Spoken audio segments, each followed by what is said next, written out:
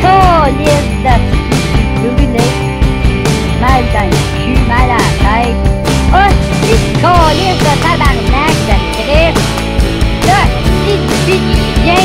Hostie que je tenais. Hostie que je tenais, tabarnak.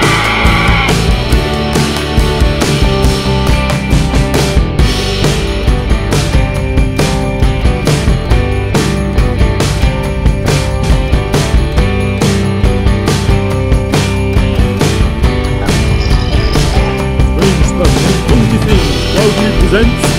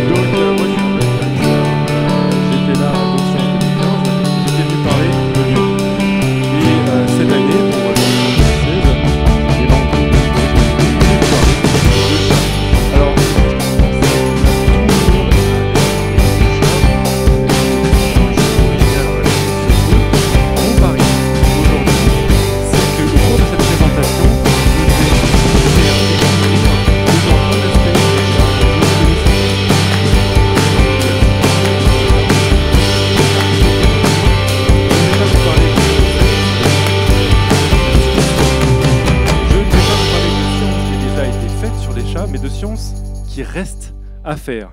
En gros, je vais vous présenter deux hypothèses de mon cru sur les chats. Deux hypothèses pour lesquelles peu de données scientifiques sont disponibles, mais qui devraient quand même avoir le mérite de nous faire réfléchir sur ce qu'est véritablement qu'un chat.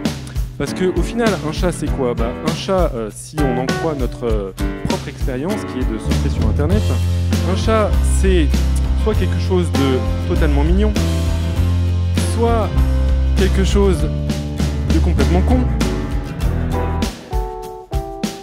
soit quelque chose de profondément chiant. Mais à bien y regarder, les chats sont aussi de fantastiques prétextes pour disséquer les mécanismes de l'évolution, et notamment ceux qui se mettent en place lors de la domestication d'une espèce. Parce que, alors, ce qu'il faut comprendre, c'est que la domestication d'une espèce, c'est en gros ce qu'il se passe, grosso modo, avec de l'évolution normale, sauf que ce n'est pas la nature qui est aux commandes, c'est les humains. Bon, alors, quand les humains sont aux commandes, généralement, ça peut donner des trucs assez chelous, comme par exemple, évidence number one, le chihuahua.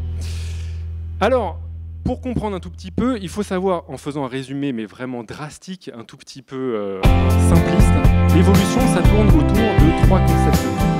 La variation, la transmission et la sélection.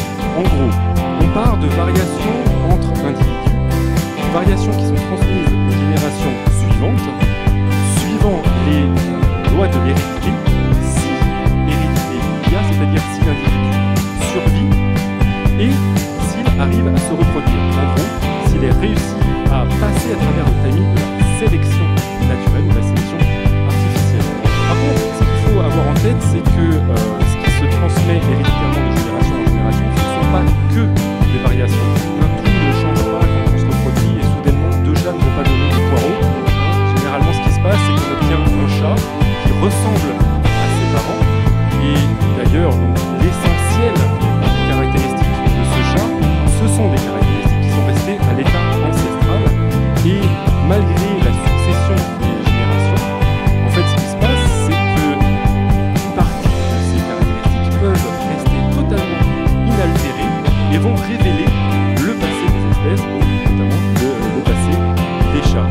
Ça, des caractères ancestraux, il peut s'agir de caractéristiques morphologiques, mais aussi des caractéristiques comportementales, et là on parlera d'instincts ancestraux. Ce qui m'amène à ma première magnifique hypothèse. Les chats domestiques ont conservé des capacités ancestrales de mimétisme agressif. C'est tout aussi capillotracté qu'indubitable. En fait, ce que j'essaie de dire derrière cette hypothèse, c'est que je pars d'une observation très simple et j'essaie de l'expliquer. Qu'est-ce que c'est que ce couinement rythmique?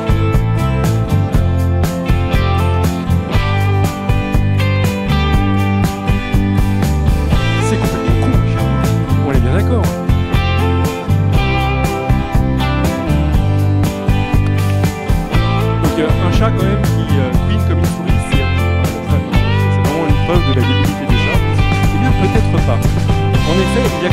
comme on l'a vu ici, c'est que ce genre de couinements sont réalisés par les chats uniquement ou quasi uniquement en face d'oiseaux ou d'insectes qu'ils scrutent.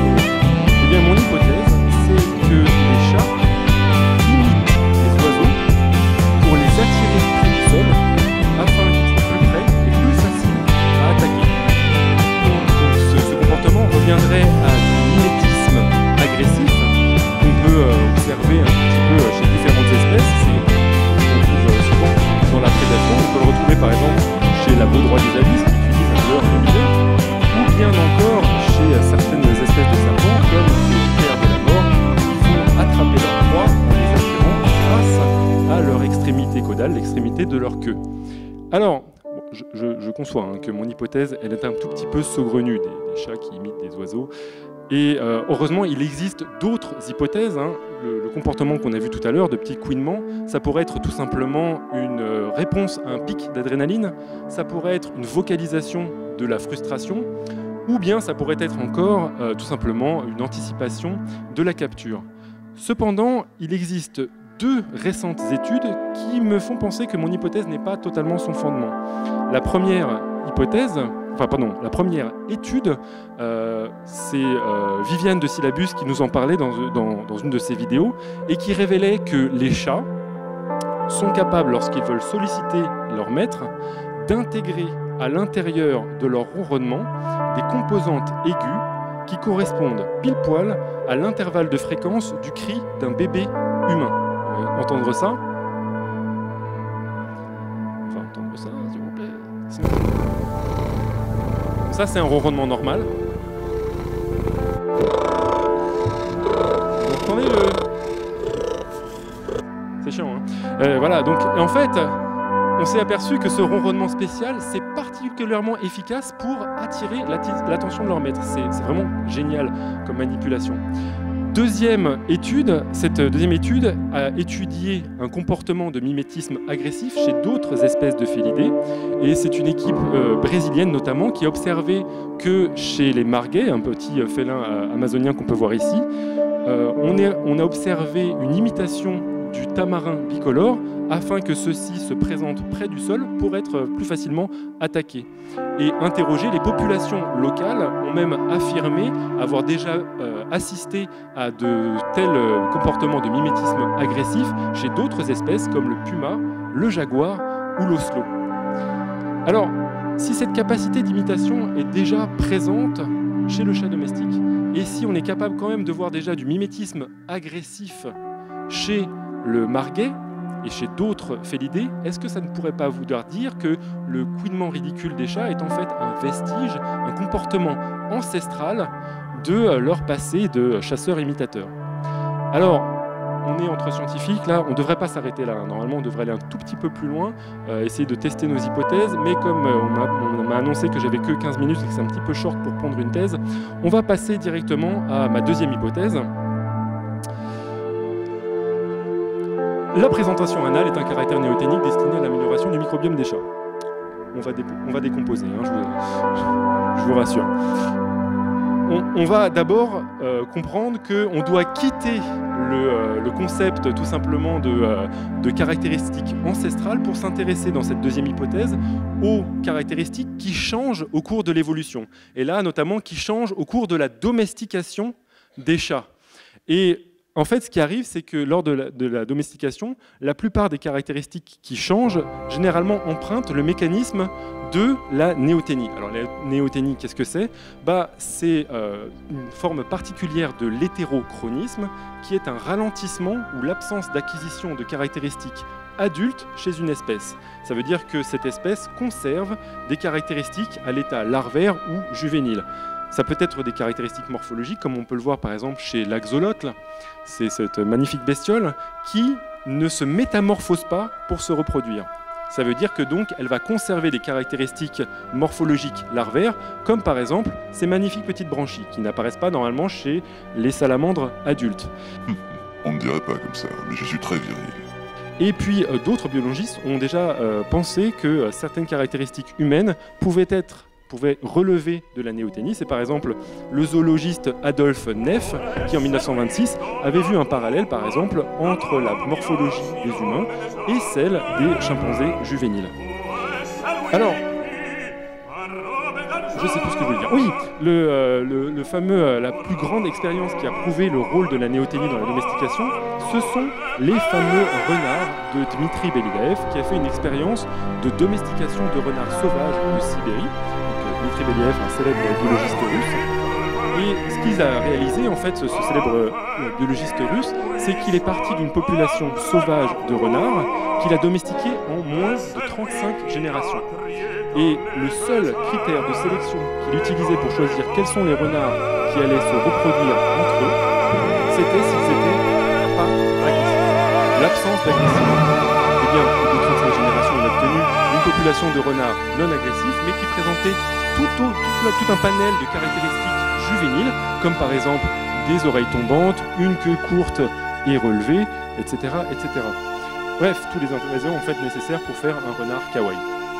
Alors, ce qui est intéressant dans cette expérience, c'est que c'est très très facile de voir les caractéristiques néoténiques. On les voit parce que tout simplement, on a documenté la transformation de renards sauvages à renards domestiqués. Mais on a vu l'évolution en train de se réaliser. Mais quand on doit caractériser des compétences néoténiques chez d'autres espèces et qu'on n'a pas fait ce genre d'expérience, c'est beaucoup plus ardu. Et c'est pas ça qui a empêché de trouver énormément d'hypothèses de comportement néoténique chez les chats. Par exemple, premier exemple de comportement néoténique supposé chez les chats, est-ce que vous saviez que avec les chats, on peut les désactiver en leur pinçant le cou. Donc voilà, vous mettez une pince sur le cou d'un chat, bam, vous avez un chat désactivé. Donc c'est plutôt pratique, hein.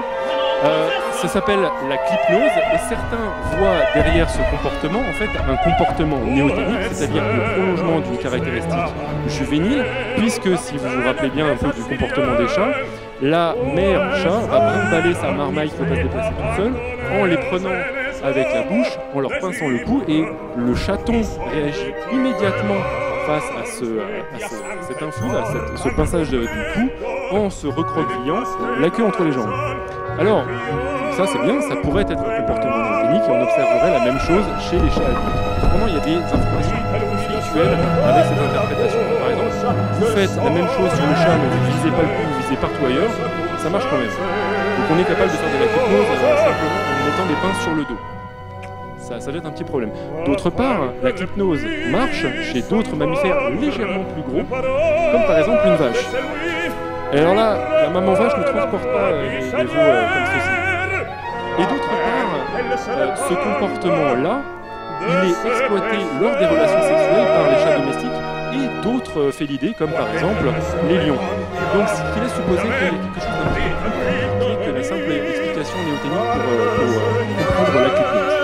Autre exemple, le patounage des chats. Donc, tous les propriétaires de chats savent ce que c'est que le patounage de chat, enfin voyons. Le patounage des chats, c'est tout simplement les chats qui, sur n'importe quelle surface, vont en ronronnant patouner, c'est-à-dire faire des mouvements successifs avec leurs pattes avant pour, nous on comprend, parce qu'ils sont contents en fait. Ils vont faire ça sur les canapés, ils vont faire ça sur les couettes, ils vont faire ça sur les genoux, qui vont profiter pour massacrer avec leurs griffes. Bref, le patounage des chats, est-ce que ça pourrait être un comportement néoténique? Certains y voient un comportement néoténique parce que les chatons utilisent de tels mouvements quand ils sollicitent la montée de lait de leur mère. Donc en effet, là on voit un comportement qui est présent chez le juvénile et qui devrait se prolonger chez l'adulte, sauf que c'est pas associé à des tétons, c'est juste associé à des adultes. Mais il y a d'autres hypothèses alternatives qui permettent d'expliquer ce comportement. Par exemple, les chats sauvages peuvent présenter un tel comportement lorsqu'ils préparent leur litière, lorsqu'ils préparent leur terrain pour pouvoir s'endormir, notamment en aplatissant les feuilles sur lesquelles ils vont s'endormir. Autre comportement qui pourrait expliquer cela, en fait, les coussinets avant, des pattes avant des chats domestiques sont bardés de glandes à phéromones. Donc au lieu de solliciter la montée de lait, en fait, le chat est simplement en train de marquer son territoire. Et d'ailleurs, autre fait marquant, il n'y a pas que les chats domestiques qui patounent, les lions patounent aussi. Donc, ça jette encore un tout petit peu d'ambiguïté sur l'interprétation de ce comportement comme un comportement néoténique au moment de la domestication des chats domestiques. Du coup, vu que tout le monde se met à mettre des hypothèses de néoténie, etc., moi je choisis de mettre la mienne, il n'y a pas de raison. Donc je mets la présentation anale. Qu'est-ce que ça veut dire? Tout simplement, j'essaie d'expliquer un comportement que mon chat fait souvent. Pourquoi? Mais pourquoi me présente-t-il si fièrement son anus? Alors, en quoi moi j'ai trouvé un lien avec un comportement néoténique? Attention, là on va mettre de côté le côté kawaii, parce que tout n'est pas mignon dans le chaton. Sachant que les chatons réalisent une présentation anale face à leur mère. Pourquoi? Pour stimuler la défécation, parce que la mère va lécher l'anus du chaton, pour stimuler la défécation, ou bien pour nettoyer l'anus juste après la défécation. Donc, si on suit ma logique, et que c'est un comportement néoténique, et que notre chat adulte nous présente son anus, quel est le message qu'il essaye de nous faire passer? Lèche-moi l'anus. Vous voulez des hypothèses alternatives. Je sens que vous voulez des hypothèses alternatives. Bon, bien sûr, il y en a. Ne vous inquiétez pas. Ça peut être tout simplement une sollicitation pour une relation sexuelle. Ou bien, il y a aussi le fait que l'anus est bardé de glandes à phéromones. Et donc, tout simplement, on est en train de se reconnaître entre copains. Il nous invite à nous faire un give me five, sauf que chez les chats, c'est renifle-moi le fion. C'est pareil, finalement. Donc, là, on a compris pourquoi c'était un comportement néoténique, mais j'ai laissé une autre partie de mon hypothèse, parce que, en fait, mon imagination scatologique n'a pas de limite. Parce que moi, quand mon chat me présente son anus, je ne m'arrête pas juste à trouver une hypothèse néoténique, je pense à une vidéo qui m'a un tout petit peu choqué, que je vous présente tout de suite, de cet éléphanto qui va goûter le contenu rectal de sa mère. Et alors... c'est magnifique, c'est en boucle, c'est un gif animé, c'est ça qui est merveilleux. Donc, et je vais rester longtemps sur cette diapositive. Donc, l'hypothèse derrière ça, c'est que, en fait, ce comportement chez l'éléphanto, il est absolument pas aberrant. C'est quelque chose de crucial pour sa survie, puisque lui, il est en train de collecter des bactéries dans l'ampoule rectale de sa mère pour pouvoir ingérer de manière plus efficace ces aliments. En effet, les bactéries maternelles sont beaucoup plus efficaces pour puiser les nutriments de son alimentation. Et du coup, ce que réalise l'éléphanto, en fait, c'est une transplantation fécale, quelque chose qui existe d'ailleurs en tant que thérapie chez les humains. Et donc, bon, chez les éléphants, ça se passe comment? Ça se passe de l'anus de la mère vers la bouche de l'éléphanto. Moi, je vois pas pourquoi chez les chats, ça pourrait pas se passer de la bouche de la maman vers l'anus du chaton. Et du coup, on a à la fin de mon hypothèse, c'est que ce comportement permet de tout simplement rendre les bactéries du chaton en meilleur état. Donc, on a fini avec mes hypothèses un petit peu tirées de mon cul. On va passer maintenant juste à la conclusion pour vous rappeler que toutes ces hypothèses ne sont que des conjectures.